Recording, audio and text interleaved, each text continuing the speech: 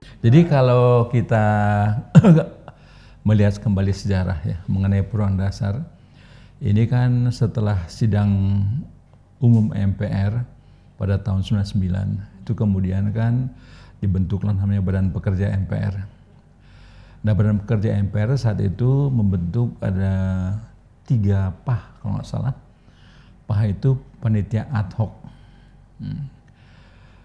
Panitia ad hoc pertama itu panitia ad hoc GBHN.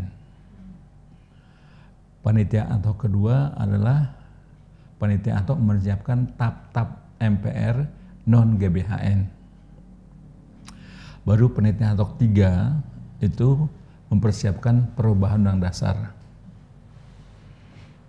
Nah, dulu MPR itu sebagaimana sudah selalu begitu semenjak zaman Pak Harto, selalu tuh yang merupakan panitia ad hoc paling strategis itu adalah panitia ad hoc GBHN. Karena apa? Karena kan Orde Baru sudah menyatakan tidak akan merubah undang dasar, dan kemudian dia akan konsisten dan konsekuen mempertahankan UUD 45, dan juga harus ada memorandum juga mesti dilaksanakan. Nah, dengan demikian memang otomatis yang menjadi menentukan sidang MPR itu selain pemilihan pengangkatan presiden adalah mengenai GBHN. Tapi selain itu juga sebagai pelaksanaan dari pasal 3, yaitu bahwa MPR menetapkan Undang Dasar dan GBHN. Nah, ada juga garis-garis besar haluan negara itu tidak hanya GBHN, ada juga ketetapan MPR yang lain namanya tap-tap non amandemen. Itu makanya tadi ada panitia ad hoc 1, ada panitia ad hoc 2, ada panitia ad hoc 3. Dan di sini mereka mulai bekerja itu, sehingga saya pembentukan panitia ad hoc itu pada 7 Oktober ya. 7 Oktober masing-masing PAH itu sudah harus selesai memberikan laporannya pada sidang MPR masalah tanggal 14 Oktober. Karena setelah itu pemilihan presiden. Sebelumnya pertanggungjawaban Presiden Habibie. Nah, jadi memang tahun 90 itu kegiatan MPR itu ramai dan seru ya. Nah, dampak daripada itu juga sudah terjadi perubahan tatib MPR sebetulnya. Dulu sebelumnya sidang MPR tahun 99 ini, di MPR itu kan sesuai dengan bunyi pasal 2 bahwa MPR terdiri anggota DPR ditambah utusan daerah dan segolongan. Jadi biasanya ada fraksi-fraksi partai politik, kemudian ada fraksi golongan, ada juga fraksi utusan daerah.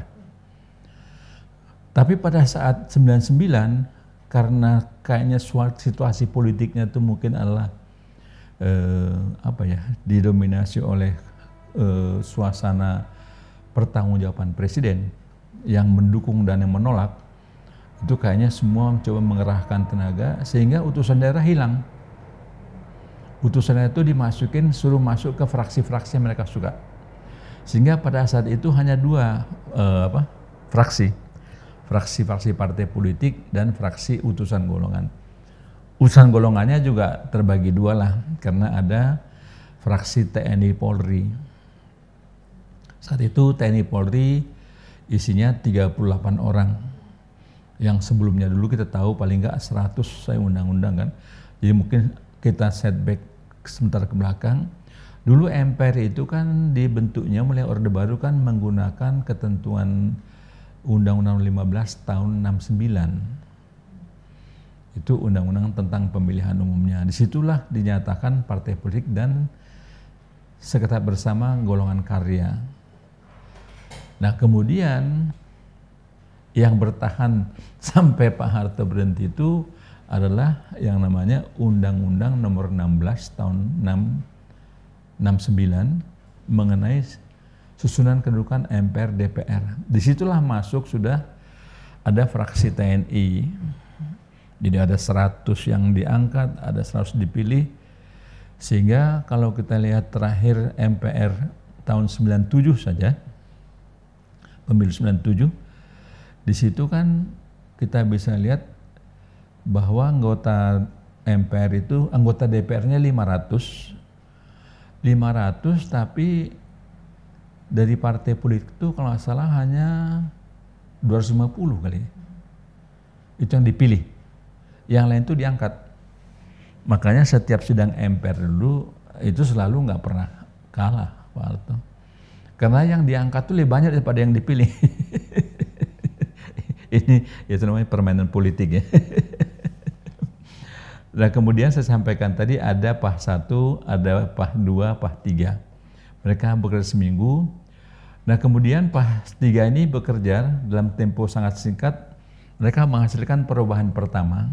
Perubahan pertama itu terutama adalah memang ada hal-hal yang sudah diputuskan dalam sidang istimewa tahun 98 dalam bentuk TAP MPR, yaitu ada TAP mengenai hak asasi manusia, ada TAP mengenai pembatasan kekuasaan presiden, pasal 7 itu hanya boleh paling banyak 2 kali lah sebagai presiden.